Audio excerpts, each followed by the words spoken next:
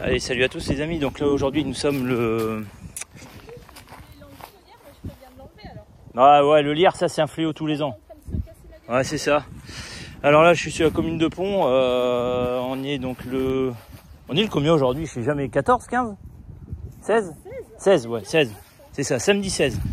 Alors qu'est-ce qui s'est passé? Bah là il y a un gars qui est venu entretenir le terrain. Donc là il a passé le broyeur. Et la cliente, en fait, le gars rose, heureusement pour lui, en fait, il avait une cabine fermée, un tracteur de cabine fermée. Donc là, nous sommes sur Pont, je sais pas si je l'ai déjà dit, ou alors si je l'ai dit, je me répète, je radote. Alzheimer, ça commence de bonne heure. Et en fait, je pense qu'il a dû taper dans un nid de frelons. Alors, où il est le nid de frelons? Ben, s'il a éclaté au broyeur, compliqué à savoir. Mais vous allez voir, il y a deux phénomènes qui se passent. Alors, où c'est qu'on pourrait trouver le nid? Donc déjà on va essayer de trouver un indicateur au niveau de la cellulose de bois si on trouve de la cellulose éclatée. Mais là a priori il n'y a pas d'aller-retour d'insectes à un point fixe. Donc on regarde un peu, on secoue, il n'y a rien qui sort. Puis souvent il faut faire à l'ancienne. Donc là il y en a un là. Mais en fait on ne sait pas trop où est le nid. Alors je pense en fait ce qui s'est passé. Bon, bien sûr, hein, quand c'est un broyeur, ça hache en fait. Et le nid évidemment, il n'est pas là. Bon, bref. On regarde un peu partout, on prend un peu de recul, mais non, on voit rien. On voit rien. Parce que je peux vous garantir qu'en faisant juste ce que j'ai fait, il y aura un nid. Les mecs, ils seraient un peu furax. Bon, ici, il n'y a rien.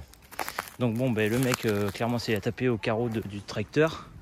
Là, je regarde un petit peu, mais là, c'est pareil. Tac, on check. Non, je vois rien. Bon, là, franchement, je vois rien de bien intéressant. Alors, je regarde un petit peu ce que fait le frelon, s'il va sous terre ou quoi. Mais là, non, je pense pas qu'il y ait quelque chose. Non, là, je vois rien. Je vois rien du tout. Rien du tout. J'ai quand même pris la vareuse et tout, on sait jamais. Mais là on voit rien. Bon alors, vous allez me dire, il fait sa vidéo pourquoi? Pour nous dire quoi? En fait, comme je vous dis, dans un nid à cette saison, il y a pas mal de fondatrices.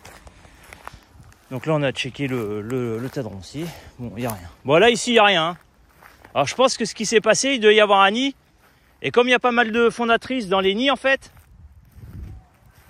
vous avez entendu ou pas? En fait, ce qui s'est passé, c'est qu'il devait y avoir un nid à la base.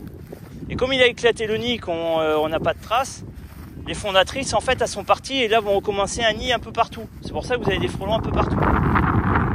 Voilà. Mais là, je suis en train d'expliquer sur la vidéo en même temps. Et en fait, vous allez voir qu'en s'approchant de plus près, c'est comme le même principe. Hein. Si vous mettez un coup de fusil dans l'arbre, voilà, chaque reine ou chaque fondatrice vont faire leur nid. En fait, regardez. Donc là, les gens sont calfeutrés, bien évidemment. Regardez ça. L'agglutinement de frelons. Alors, je ne sais pas si vous allez voir. Regardez ça. Donc là, ici, là où il y a la petite trace noire, là, en fait, vous avez une centaine de frelons. C'est en train de voler. Ils sont en train de s'affairer à recommencer un nid. Bah oui, vu que le gars avec son tracteur, il a défoncé le nid là-bas. Et tout le monde vient se pointer ici pour travailler. Donc là, on va pas faire de poudrage. Comme j'ai dit à la cliente, on va se laisser une petite semaine.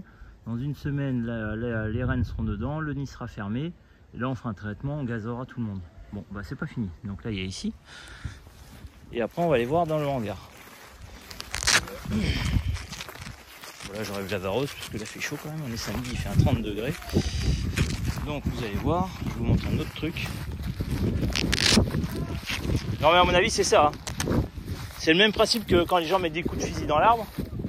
C'est que les rennes elles se taillent et puis elles font chacun leur nid quoi. Ah ouais, mais c'est normal hein. Dans les nids comme ça il y a 3-4 000 frelons. Hein. Donc vous leur pétez la baraque comme on dit.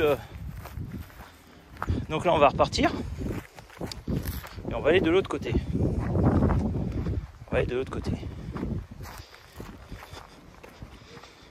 C'est là où le gars est passé, hein. On voit que c'est un petit peu défoncé. Et je voyais des frelons rentrer dans le hangar. Allez est belle ma bagnole. Hein. Oh là là, elle est jolie.